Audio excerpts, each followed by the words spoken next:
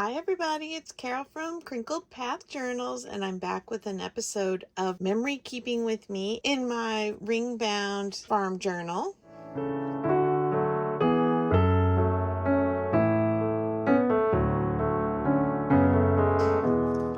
You saw my last farm journal video. I made a video about our goat that we had just recently lost, but he was a very old goat. I thought I would do an episode about our oldest living pet, which is our cat, Grace, who celebrated her 20th birthday in the middle of May. And this is Grace. She was a feral, and we picked her up at our old church. We were out there for practice one Wednesday night, and we kept hearing this little meow. And I'm going to use some of these paint chip pieces that are left over from our 100-day challenge ATH to back some of these pictures because she has the most gorgeous blue eyes. So I got these blue papers. Anyway, we're hearing this meowing sound and we are trying to figure out where it's coming from. And there was a little classroom out there, and our friends called the teacher and said, "Oh, your classroom is meowing." She came out and let us in, and sure enough, there's this little kitten in a box, and the kitten is literally eating the cardboard of the box because she was so hungry. And the teacher said, "Oh, I told the students that if they didn't find the mom or have somebody take it home, that they should just put it back outside." Now, someday I will journal the saga of how long it took us to get some cats that stayed on our property, because we kept adopting from the local pound, and unfortunately they had a pretty rampant version of a cat rhinovirus going through, and so unfortunately we lost a lot of kittens that we were trying to adopt from them. We named her Grace because we found her at the church, and when I picked her up out of the box, she had the loudest purr and those big blue eyes and this kind of spiky little wispy fur. She won our hearts pretty quickly. Now, Grace has been an indoor-outdoor farm cat for her entire 20 years. I should just get my paper cutter. I keep trying to cut this straight and I'm doing it over and over. She was part calico and part Siamese. And she had some very quirky things about her. She had restless tail syndrome, which is, I guess, can be a common thing with Siamese cats. I'm going to put some background paper on here. How about this kitten page from the counting book, Little Golden Book?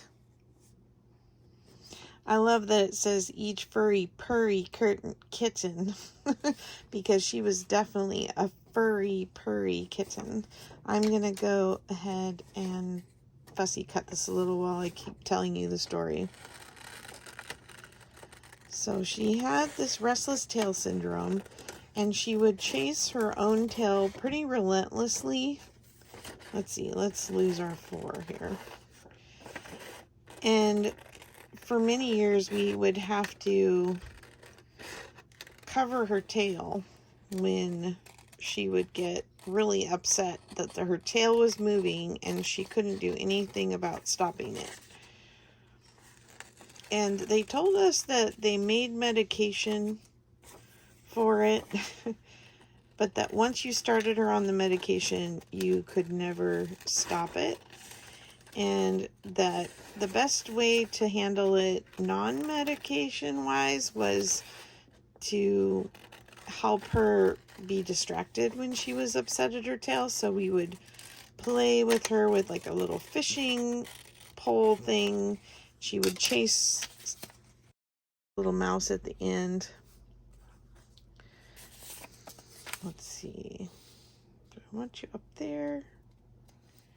Yeah, I think so.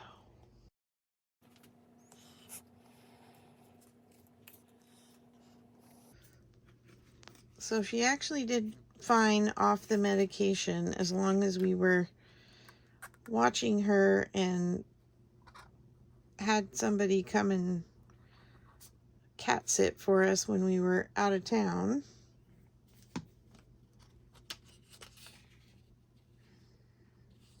I don't quite want to glue that down yet in case thinking some of these things I want to slip under.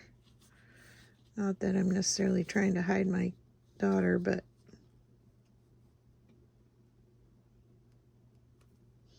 maybe I hide some of my crooked cutting. No. Got to come down a little bit more.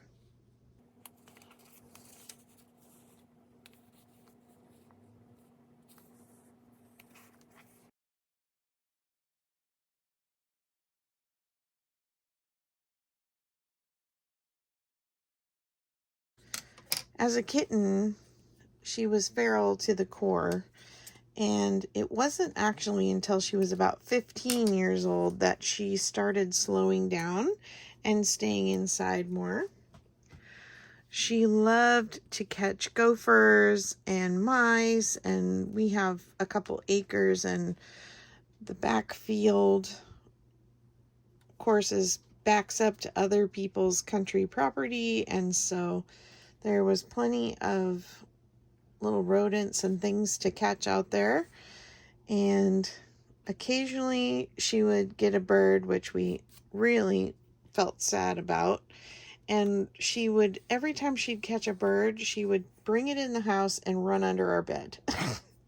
Oh, I hated that. Because there would be just these fluffy feathers that were really hard to pick up.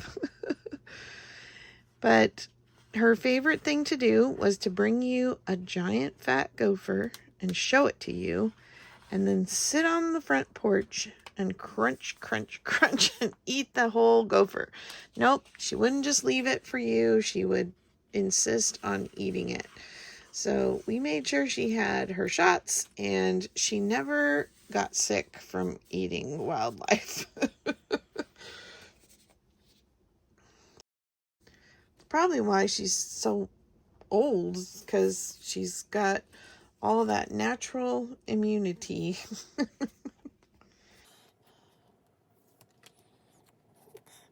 Those big blue eyes and that fluffy fur. And this is her sitting in my husband's hand the day we found her.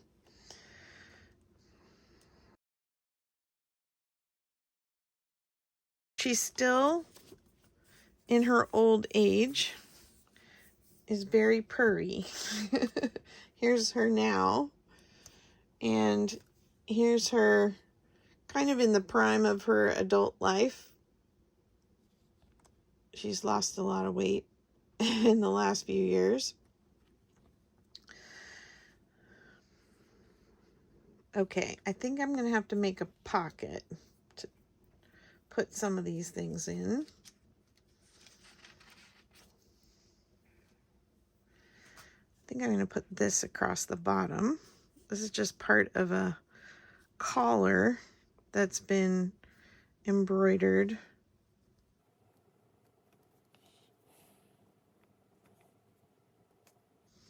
I think I'm going to glue the edge down first and then glue it to the page, because this is probably going to have to dry a little bit before I glue it, because it's so thin that I'm afraid it'll go through the...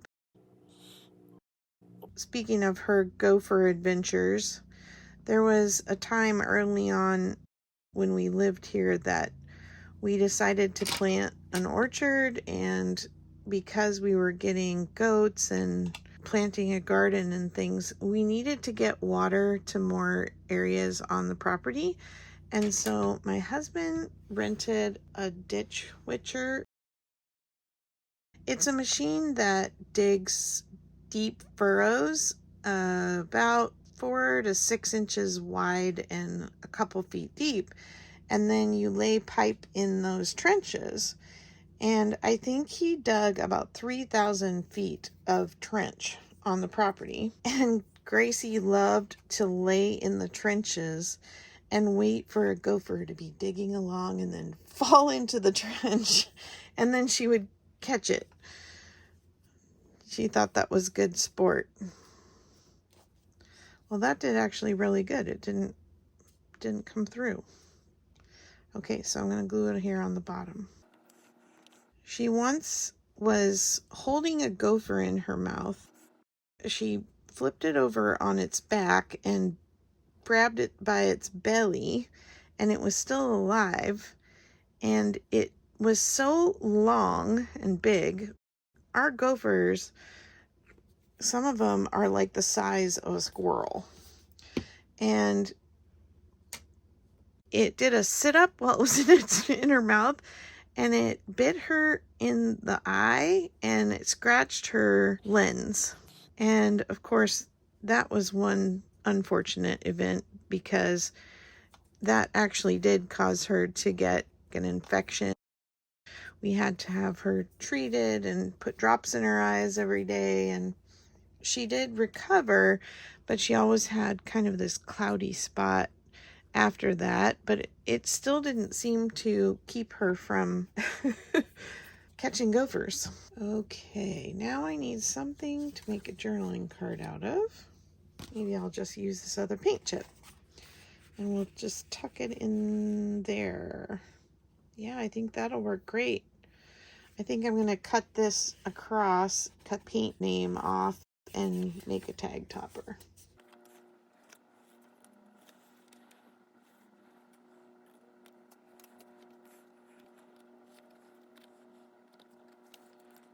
When she started becoming more of an indoor cat at the age of 15, it was mostly because our other cats all moved out or passed away. When my daughter moved out to go to college, she moved where she could take her cat, and so she took her cat, and then our other cats had all gotten older and just didn't live as long as Gracie was living. And she loved being the only cat in the house, and she tolerated the dogs pretty well. We had a couple dachshunds. She didn't mind them. It's funny because our kids have got cattle dogs, and they bring them over, and they're kind of afraid of her. Like, she just stands her ground. They have a cat at home too, and so their dogs are familiar with cats, but they're actually a little bit afraid of her. I don't know why. She seems to emit an authority because she's old and rules the roost.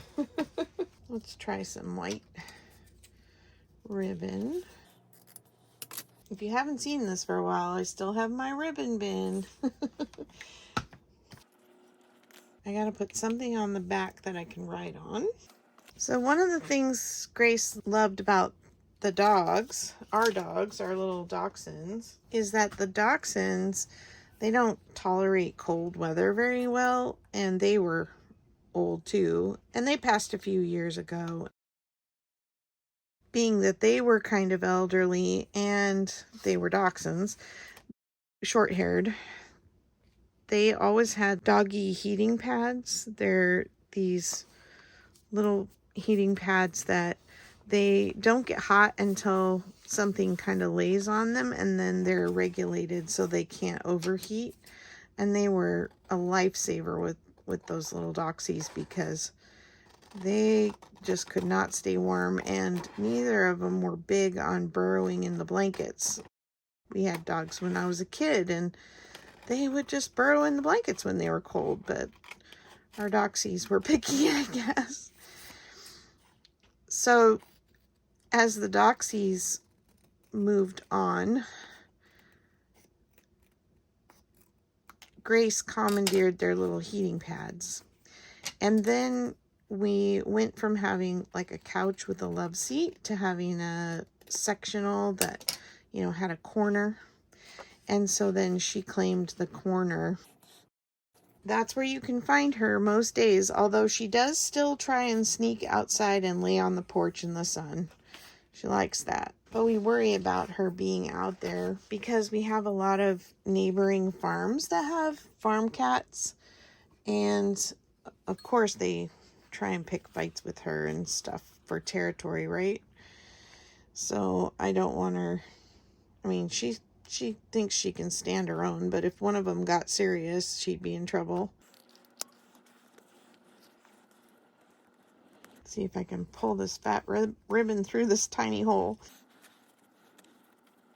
One of the other things that's very feral about her is that, oh, she just adores to be petted, but if she's in the middle of being petted, she will get kind of excited about being petted, and she's been known to just like bite. Well, she hasn't done that in a few years, but it was something she did when she was younger on the regular, and we would warn people when they came over because she was very affectionate, and like I said, she'd just purr, and so people would want to pet her, and I'd say, okay, but you have to be paying attention, and it's better if you pet her facing away from you. Try to warn people because she just would kind of turn around and bite your arm and grab it with her front claws, and yeah, that's just something a little primal about her. I like that. Let's see. I'm going to put my other picture on the back. Yeah, I guess it's kind of my only option. Maybe I can make a pocket. I don't want to cut her tail off. She has this gorgeous long tail, and I don't want to cut her feet off. So I guess that's really my only option, is to make a pocket, and then I can tuck more journaling inside. I love these Canon Zinc Zero Ink from the Canon IV printers. I learned about this printer from Possum Patty. She uses the version 1 of the printer, and I got the version 2 for Christmas. My husband got it for me, and the only complaint both she and I still have, so the number 2 was supposed to not print so dark as the 1 versions, but it still does. You have to adjust in an app on your phone the lighting to get things so that they're not so dark. So it's super convenient when you want to print pictures for journaling, and I love that they're little because most of our journals, like this is a big journal, and I'm kind of limited on space, right, for pictures.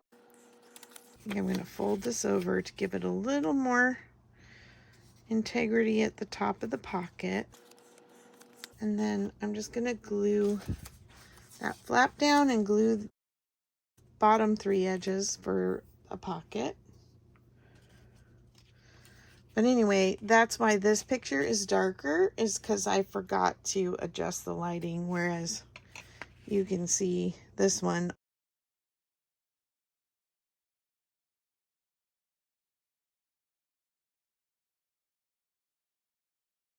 Over the years and over all the cats we had, only 2 cats kind of claimed me as their owner. I don't know why cats do that, but they are very much a one-person animal.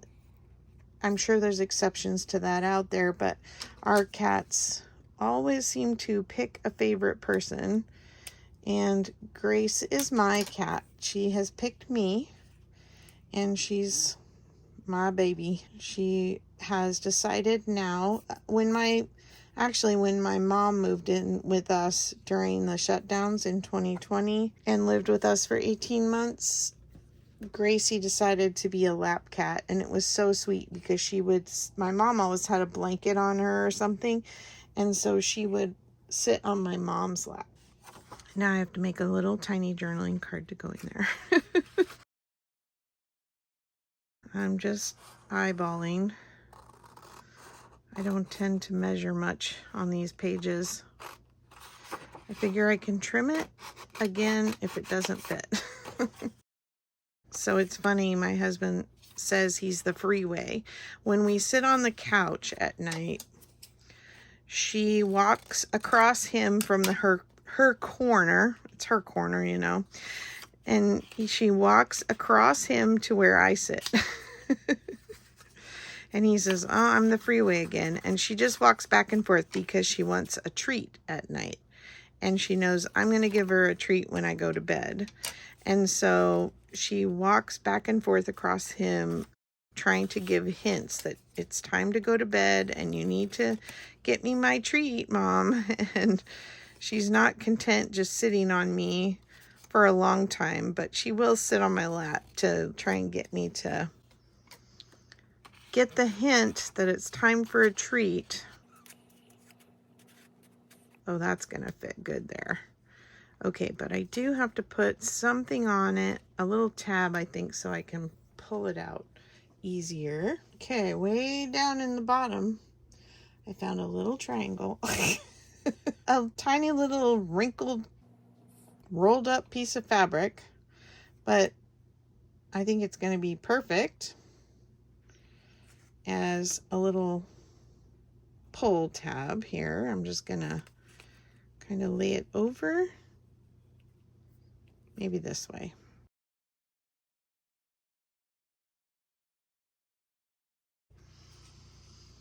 Get my stapler, do a couple of my crooked staples. Oh, this is the one that was having trouble last time, so I'm just going to use my hefty one. So I can write all my journaling on two sides of that card. And if I need to tuck more in the pocket, I can too. I like how she's peeking over the pocket. And then I think up here, I kind of want something poking over the top, and I was thinking I'd write 20 years on this. But now it's kind of covering up that whole kitten. So let me see, what else could we do? This one's a little smaller.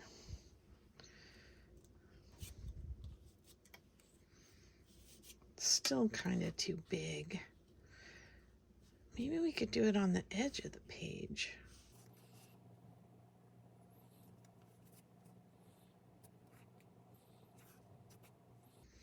I don't know. I want something up there. Here are the packs I'm looking through off camera. I have a couple of simple stories. And then I have this one that's from Cartabella, but these are more turquoise. These have turquoise too, but they also have some blues. Oh yeah, I tucked it in.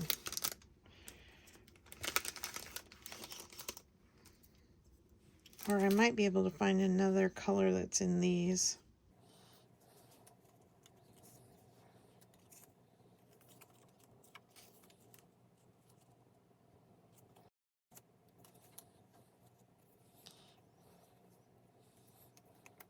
How about this?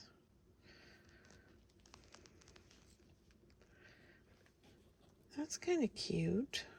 Just up at the top there. Yeah, I think I'm gonna do that. Keep it simple.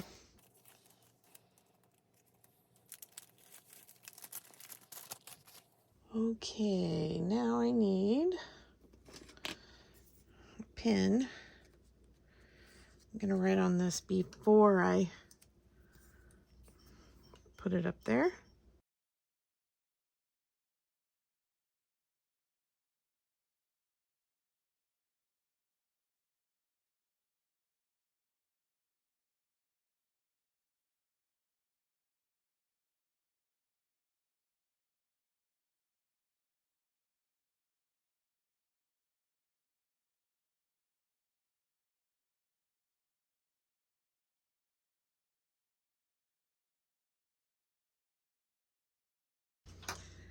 Okay, thanks so much for coming along today and for hearing all about Grace, or Gracie as we called her, and all her adventures on the farm, being a wild jungle cat in the fields and then having to surrender to being domesticated at some point in her old age.